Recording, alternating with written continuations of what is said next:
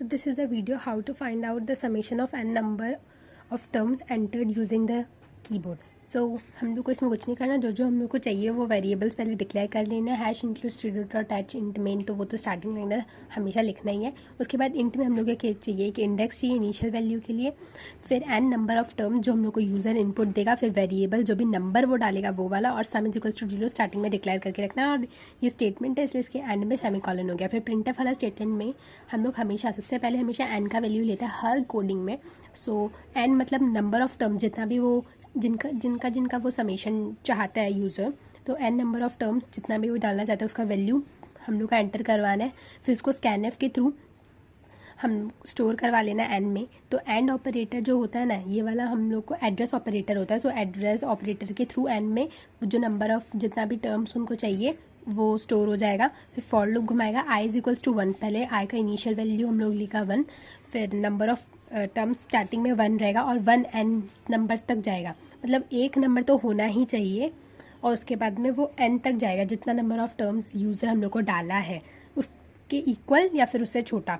फिर आई plus plus, जब तक जो यूज़र बोला है वो स्टेटमेंट ट्रू नहीं हो जाता तब तक वो होते जाएगा, और जैसे ही वो फॉल्स होगा उसके बाद वो कैंसिल हो जाएगा फॉर लूप। फिर हम लोग बोलेगा एंटर अ नंबर, जो भी नंबर का हमको सम चाहिए, फिर उसको वेरिएबल में स्टोर करवा लेंगे। फिर you have entered %d variable, ये लाइन स्किप भी कर सकते हैं, इससे कोई एरर नहीं आएगा, बट अगर लिखना है तो लिख भी सकते हैं क्योंकि ये तो जस्ट फॉर गुड अच्छा लगना चाहिए ना देखने में, उसके लिए। फिर sum is equals to sum plus variable, यहाँ पे एन नहीं होगा सम ही होगा।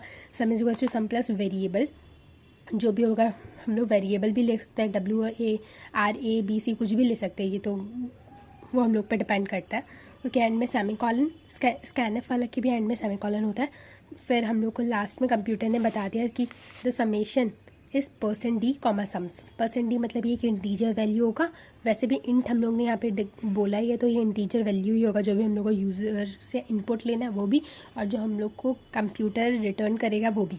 तो समेशन इस %d कॉमा सम, सम मतलब अब सम का क्या वैल्यू होगा, सम का वैल्यू होगी क्या होगा, सम इज इक्वल्स टू सम मतलब स्टार्टिंग में 0 प्लस जो भी वेरिएबल डालेगा वो, तो वेरिएबल, और फिर आखिर में रिटर्न 0। तो हम लोग का हो गया स्टेटमेंट कंप्लीट। अब एंड में हम लोग ने स्कैनएफ इसलिए नहीं लिया क्योंकि यहाँ पे प्रिंटएफ इसलिए होगा क्योंकि यहाँ पे कंप्यूटर हम लोग को इनपुट आउटपुट दे रहा है और यहाँ पे हम लोग यूज़र से इनपुट नहीं ले रहे, इसलिए स्कैनएफ नहीं होगा, प्रिंटएफ होगा। और यहाँ पे एंड ऑपरेटर इसलिए यूज़ नहीं होगा क्योंकि ये ऑलरेडी डिक्लेयर्ड है, यहाँ पे मतलब इसका वैल्यू ऑलरेडी है, इसमें हम लोग को वैल्यू असाइन करना था यूज़र के थ्रू, इसलिए हम लोग एंड ऑपरेटर दिया था, पर यहाँ पे ऑलरेडी वैल्यू है ही। सम का हम लोग ने ऑलरेडी दिखा दिया, sum is equals to sum plus variable, for that reason इसमें एंड ऑपरेटर तो यूज़ होगा नहीं। और यहाँ पे न्यू लाइन इसलिए यूज़ हुआ है जिससे कि न्यू लाइन में हम लोग को दिखाए for good output, for display के लिए जस्ट। उसके बाद अगर आपको नहीं भी देना है न्यू लाइन तो भी एरर तो नहीं आएगा, पर फिर भी अच्छा नहीं लगेगा, कोडिंग बाद में बहुत मैस हो जाएगा। फॉर दैट रीज़न स्लैश मतलब न्यू लाइन।